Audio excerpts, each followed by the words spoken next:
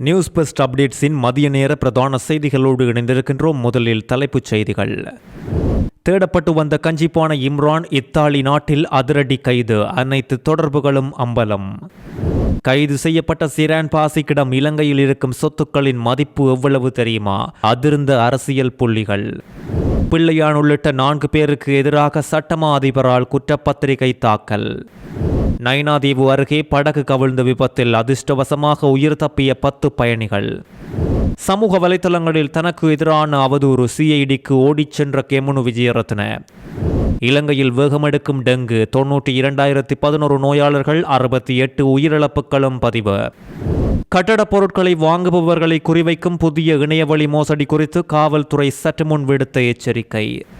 இனி தொடர்வது விரிவான செய்திகள். பிரபல பாதாள உலக தலைவரும் திட்டமிட்ட குற்றக்குழுவின் முக்கிய புள்ளியுமான கஞ்சிப்பான இம்ரான் பல நாட்களாக தேடப்பட்டு வந்த நிலையில் இத்தாலியில் கைது செய்யப்பட்டுள்ளதாக பாதுகாப்பு பிரதி அமைச்சர் அருண் ஜெயசேகர சற்று முன்னர் தெரிவித்துள்ளார். அம்பாந்தோட்டையில் உரையாற்றிய போது அவர் இதனை கூறியுள்ளதோடு இதுவரை இலங்கைக்கு சர்வதேச போலீசாரால் சிவப்பு அறிவித்தல் பிறப்பிக்கப்பட்டிருந்த 58 பாதாள உலக மற்றும் போதைப் பொருள் கடத்தல் குற்றவாளிகள் அழைத்து வரப்பட்டுள்ளதாகவும் தெரிவித்துள்ளார். அண்மையில் கஞ்சிப்பான இம்ரானின் நெருங்கிய கூட்டாளிகள் 3 பேர் இலங்கைக்கு அழைத்து வரப்பட்டுள்ள நிலையில் கஞ்சிப்பான இம்ரானை கைது செய்வதில் இலங்கை போலீசார் தோற்றுவிட்டதாக பரவலாக பேசப்பட்ட நிலையில் இத்தாலியில் கஞ்சிப்பான இம்ரானின் கைது பதிவாகியுள்ளது. கஞ்சிப்பான இம்ரானை மிக விரைவில் இலங்கைக்கு அழைத்து வருவதற்கான நடவடிக்கைகள் முன்னெடுக்கப்பட்டு வருவதோடு கடந்த அரசாங்கத்தின் ஆட்சி காலத்தில் சில அரசியல் பிரமுகர்கள் அபாயகரமான குற்றவாளிகளுடனும் சில அமைப்புகளின் முக்கியஸ்தர்களோடும் தொடர்புகளை பேணி வந்ததாகவும் குற்றம் சாட்டியுள்ளார். இந்த தொடர்புகளும் அரசியல் பிரமுகர்களின் விவரங்களும் விரைவில் வெளியிடப்படும் என்றும் இவர் தெரிவித்துள்ளதோடு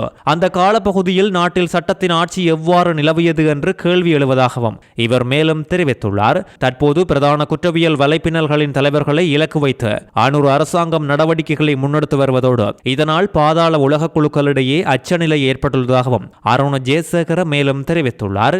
மிகவும் அபாயகரமான குற்றவாளிகளை வெளிநாடுகளில் இருந்து இலங்கைக்கு அழைத்து வருவதற்கு பாரிய முயற்சிகள் தேவைப்படுவதாகவும் அரசாங்கத்தின் இந்த நடவடிக்கைகள் நாட்டில் சட்டவாட்சியின் அதிகாரத்தையும் மேலாதிக்கத்தையும் உறுதிப்படுத்துவதாகவும் இவர் மேலும் தெரிவித்துள்ளார். அண்மையில் வெளிநாட்டில் கைது செய்யப்பட்ட முக்கிய போதைப் பொருள் கடத்தல்காரர் சிரான் பாசிக்கின் சொத்துக்கள் குறித்த தகவல்கள் விசாரணையின் போது அம்பலமாகி பலரையும் அதிர்ச்சி அடைய செய்துள்ளது.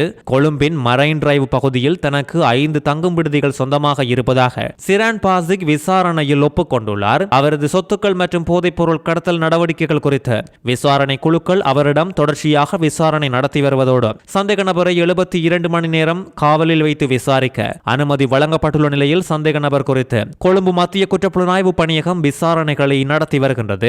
48 வயதுடைய இந்த சந்தேக நபர் தெஹிவளையை சேர்ந்தவர் என்பதோடு இலங்கையை விட்டு தப்பி சென்று துபாயில் பதுங்கியிருந்த நேரம் கைது செய்யப்பட்டு இலங்கைக்கு நாடு கடத்தப்பட்ட நிலையில் இவரிடம் இலங்கையில் உள்ள சொத்துக்கள் குறித்த விவரங்கள் இப்பொழுது வெளியாகி பலரையும் அதிர்ச்சி அடைய செய்துள்ளது. நாட்டின் சிறைகளில் சமீபத்தில் நடந்த மோதல்களில் சிரான் பாசிக்கு ஏதேனும் தொடர்புகள் உள்ளதா என்பது குறித்தும் விசாரணைகள் நடத்தப்பட்டு வருவதாக காவல்துறை தெரிவித்துள்ளது.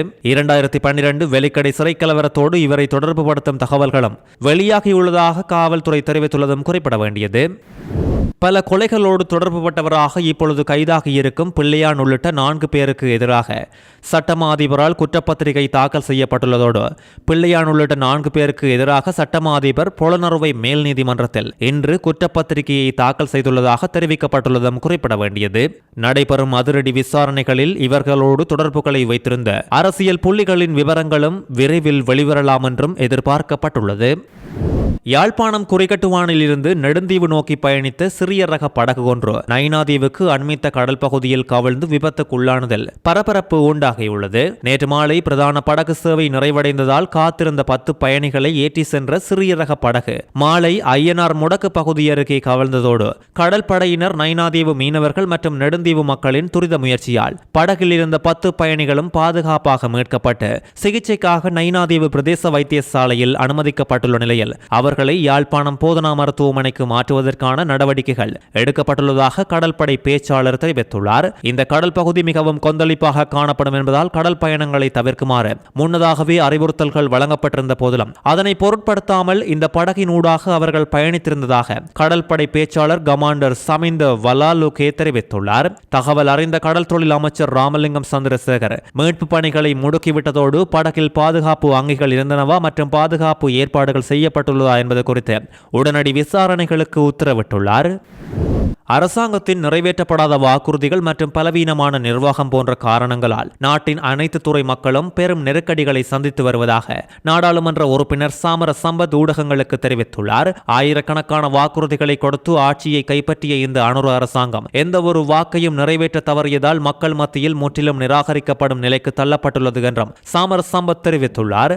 நாட்டில் தற்போதைய சூழலில் விவசாயிகள் வீதிகளில் இறங்கி போராடி வருவதோடு மீனவர்கள் தங்களுடைய வாழ்வாதாரத்தை இழந்து தவிக்கின்றனர். அதேபோல் நாட்டில் வறுமை அதிகரித்து பொதுமக்கள் பசியில் வாடும் சூழல் உருவாகியுள்ளதாகவும் அரசாங்கம் ஊழியர்கள் உட்பட நாட்டின் அனைத்து பிரிவு மக்களும் இக்கட்டான நிலைக்கு தள்ளப்பட்டுள்ளதாகவும் சுட்டிக்காட்டியுள்ளார். நாட்டின் தற்போதைய சீரற்ற நிலையை உணராமல் சிலர் தங்களது பதவிக்காலத்தை நீடித்துக் கொள்வதிலேயே தீவிரமாக செயல்பட்டு வருவதோடு முன்னாள் தேர்தல் ஆணையாளர் வடமாகாணம் முன்னாள் முதலமைச்சர் விக்னேஸ்வரன் மற்றும் வாசுதேவ நாணயக்கார போன்ற மூத்த அரசியல்வாதிகள் தங்களது வயதையும் மீறி மீண்டும் பதவிகளை பெற விரும்புவதாகவும் சாமர சம்பத் சாடியுள்ளார். ஆயிரக்கணக்கான எதிர்பார்ப்புகளுடன் ஆட்சிக்கு வந்த இந்த அரசாங்கத்தால் நாட்டுக்கும் மக்களுக்கும் எந்த ஒரு வேலை திட்டத்தையும் சரியாக முன்னெடுக்க முடியாமல் போயுள்ளதாக சாமர சம்பத் மேலும் தெரிவித்துள்ளார். இக்மன் மற்றும் பேஸ்புக் மார்க்கெட் பிளேஸ் போன்ற தளங்களில் வரும் விளம்பரங்கள் குறித்து ஒரு புதிய மோசடி குறித்து காவல்துறை பொதுமக்களையும் முக்கியமாக கட்டுமான துறையில் உள்ளவர்களையும் ஆன்லைனில் பொருட்களை வாங்குபவர்களையும் எச்சரித்துள்ளது. இந்த மோசடியில் மோசடிக்காரர்கள் கல், நார் தகடுகள், சீமெண்ட் மற்றும் பிற பொருட்கள் போன்ற கட்டுமான பொருட்களை சந்தை விலையை விட கணிசமாக குறைந்த விலையில் விளம்பரப்படுத்துவதோடு ஒரு வாடிக்கையாளர் ஆர்டர் செய்த பிறகு மோசடிக்காரர் வாடிக்கையாளரின் பகுதியில் உள்ள ஒரு உண்மையான ஹார்ட்வேர் கடையை தொடர்பு கொண்டு பொருட்களை வாடிக்கையாளரின் வீட்டிற்கோ அல்லது கட்டுமான இடத்திற்கோ டெலிவரி செய்ய ஏற்பாடு செய்கிறார்கள் என்றும் பொருட்கள் வந்தவுடன் மோசடிக்காரர் வாடிக்கையாளரை தொடர்பு கொண்டு தான் வழங்கிய வங்கி கணக்குக்கு பணத்தை மாற்றுமாறு அறிவுறுத்துகிறார்கள் என்றும் டெலிவரி ஓட்டுநர் அல்லது ஹார்ட்வேர் கடை பணம் கேட்கும் போதுதான் வாடிக்கையாளர் தாங்கள் ஏமாற்றப்பட்டதை உணர்கிறார்கள் என்றும் இதுபோன்ற சந்தர்ப்பங்களில் வாடிக்கையாளர் மோசடிக்காரருக்கு மாற்றிய பணத்தையும் பொருட்களையும் இழக்க நேரிடலாம் என்றும் தெரிவித்துள்ளனர். பின்வரும் முன்னெச்சரிக்கை நடவடிக்கைகளை மேற்கொள்ளுமாறு காவல்துறை சற்று முன்னர் பொதுமக்களுக்கு அறிவுறுத்தியுள்ளது.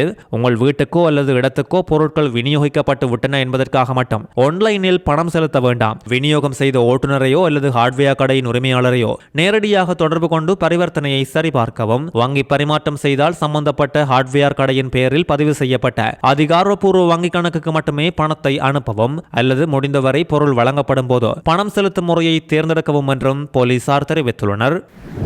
இலங்கை தனியார் பஸ் உரிமையாளர்கள் சங்கத்தின் தலைவர் கெமுனு விஜயரத்ன சமூக வலைதளங்கள் ஊடாக தனக்கு எதிராக மேற்கொள்ளப்படும் அவதூறுகள் குறித்து குற்றப்புலனாய்வு திணைக்களத்தில் முறைப்பாடு கொடுத்துள்ளார். மெட்ரோ பஸ்கள் குறித்து தான் வெளியிட்ட கருத்தை மையப்படுத்தி சமூக வலைதளங்களில் தமக்கு எதிராக அவதூறுகள் பரப்பப்படுவதாக தெரிவித்தே அவர் இந்த முறைப்பாட்டை பதிவு செய்துள்ளதோடு இது குறித்து கருத்து வெளியிட்ட கெமுனு விஜயரத்ன மெட்ரோ பஸ் திட்டத்தை சுமார் 10 ஆண்டுகளுக்கு முன்னரே ஆரம்பிப்பதற்கு தான் தயாராக இருந்ததாக தெரிவித்துள்ளார். 2023 ஆண்டு ஏற்பட்ட பொருளாதார நெருக்கடிக்கு பின்னர் மெட்ரோ பஸ் திட்டம் தொடர்பான யோசனை திட்டம் ஒன்றை போக்குவரத்து அமைச்சிடம் சமர்ப்பித்ததாகவும் அதற்கான எழுத்துப்பூர்வ ஆவணம் தம்மிடம் உள்ளதாகவும் மேலும் சுட்டிக்காட்டியுள்ளார். சீனா எக்ஸிம் வங்கியின் கடனை பெற்றே குறித்த திட்டத்தை முன்னெடுக்க முயற்சித்ததாகவும் மக்களின் வரிப்பணத்தை பயன்படுத்தி இதனை மேற்கொள்ள முயற்சிக்கவில்லை என்றும் அவர் தெரிவித்துள்ளார். இதுபோன்ற தாழ்தள பஸ்கள் சுமார் 10 ஆண்டுகளுக்கு முன்னரே லெய்லாண்ட் நிறுவனத்தினால் நாட்டுக்கு கொண்டுவரப்பட்டதாகவும் அரசாங்க பங்குகளை கொண்டு அந்த நிறுவனத்தினால் 60 பஸ்கள் கொண்டுவரப்பட்டதாகவும் இவர் தெரிவித்துள்ளார்.